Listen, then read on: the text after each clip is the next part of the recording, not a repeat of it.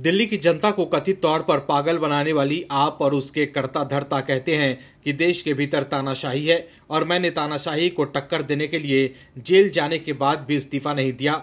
लेकिन कितना ही बचकाना बयान लगता है ये। अरविंद केजरीवाल ये कैसे कहें कि तानाशाही और परिवारवादी तो अब उनका दल हो गया है। पहले वो कहते थे कि पार्टी के भीतर लोकतंत्र है, लेकिन ये कैसा पार्टी का लोकतंत्र है कि जब से आपका गठन हुआ है अरविंद केजरीवाल ही संयोजक पद पर बने हुए हैं। उन्होंने आपके संविधान में ही एक तानाशाह की तरह परिवर्तन कर दिया और खुद अनिश्चित काल के लिए खुद को आम आदमी पार्टी का राष्ट्रीय अध्यक्ष घोषित कर दिया। अरविंद केजरीवाल ने कहा है कि तानाशाही से लड़ने के लिए उन्होंने मुख्यमंत्री पद से इस्तीफा नहीं दिया है, लेकिन वो ये बात चालाकी से छुपा ले जा रहे हैं कि सत्ता लोलुपता में वो इस्तीफा नहीं दे रहे हैं। लेकिन अब अरविंद केजरीवाल एक्सपोज हो गए हैं और दिल्ली और देश के लोग ये देख चुके हैं कि कैसे अरविंद केजरीवाल अपनी सभी बातों से यू टर्न ले चुके हैं। और अब दिल्ली के लोग अरविंद केजरीवाल से पूछ रहे हैं कि जेल जाने के बाद भी आपने इस्तीफा क्यों नहीं दिया।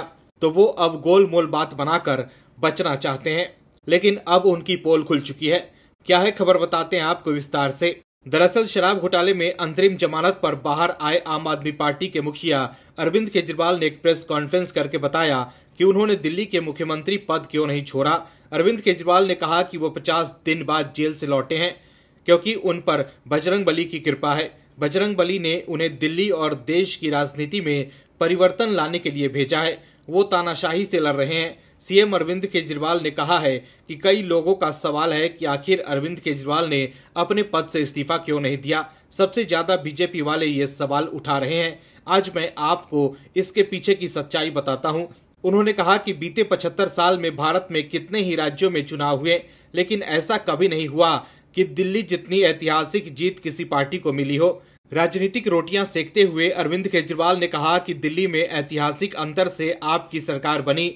इतनी भारी बहुमत से जीतने के बाद वो बीजेपी वाले जानते थे कि अरविंद केजरीवाल यहां अगले 20 सालों तक चुनाव नहीं हार सकता, इसलिए उन्होंने साजिश रची और झूठे केस में उन्हें फंसा दिया।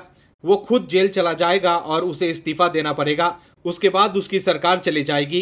अरविंद केजरीवाल ने आगे कहा कि मैंने ठान लिया था कि मैं जनतंत्र जेल से चलाकर दिखाऊंगा, सरकार जेल से चलाकर दिखाऊंगा। इसलिए आज अगर मैं जेल से इस्तीफा नहीं दे रहा हूं तो इसका एक कारण है कि मैं तानाशाह से लड़ रहा हूं।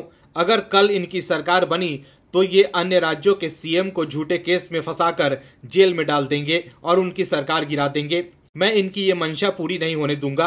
दिल्ली के मुख्यमंत्री अरविंद केजरीवाल ने कहा कि वो पूरे तन मन धन से तानाशाह के खिलाफ लड़ रहे हैं। ये लड़ाई सिर्फ उनके लड़ने से नहीं होगा। उन्होंने कहा कि इसलिए वो लोगों से साथ देने की भीख मांगने बाहर आए हैं। अरविंद केजरीवाल ने कहा कि मैं मुख्यमंत्री या प्रधानमंत्री बनने नहीं आया हूं। मैं इनकम टैक्स कमिश्नर की नौकरी करता था। ये नौकरी छोड़कर मैंने 1-2 साल नहीं 10 सालों तक दिल्ली की झुग्गियों में काम किया है। सीएम अरविंद केजरीवाल ने आगे कहा कि मुझे पद का लालच नहीं है। जब पहली बार सीएम बना तो मैंने 49 दिन में खुद पद छोड़ दिया था। ऐसे सीएम का पद 1000 बार कुर्बान। लेकिन आज मैं इसलिए सीएम पद से इस्तीफा नहीं दे रहा क्योंकि मुझे राजनीतिक षड्यंत्र रचकर जेल भेजा गया।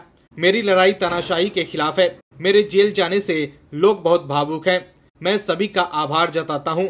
लेकिन आभार जताने के साथ ही वो शराब घोटाले पर कुछ नहीं बोले और अरविंद केजरीवाल ने ये नहीं बताया कि अगर वाकई वो जनता की सेवा करने आए थे तो उन्होंने अपने लिए शीश महल क्यों बनवाया। क्यों केजरीवाल जनता के करोड़ों रुपए से बने शीश महल में रह रहे हैं। सीएम बनने से पहले तो वो कहते थे कि वो 2 कमरों के फ्लैट में रहेंगे, लेकिन सीएम बनते ही उन्होंने अपनी सभी बातों से यू टर्न ले लिया। वहीं आरोप लगाकर दूसरे नेताओं से इस्तीफा मांगने वाले अरविंद केजरीवाल आज खुद जेल जाने के बाद भी इस्तीफा नहीं दे रहे हैं। Bureau report OMH news. और भी वीडियोस देखने के लिए चैनल को सब्सक्राइब करें और बेल आइकन को दबाएं।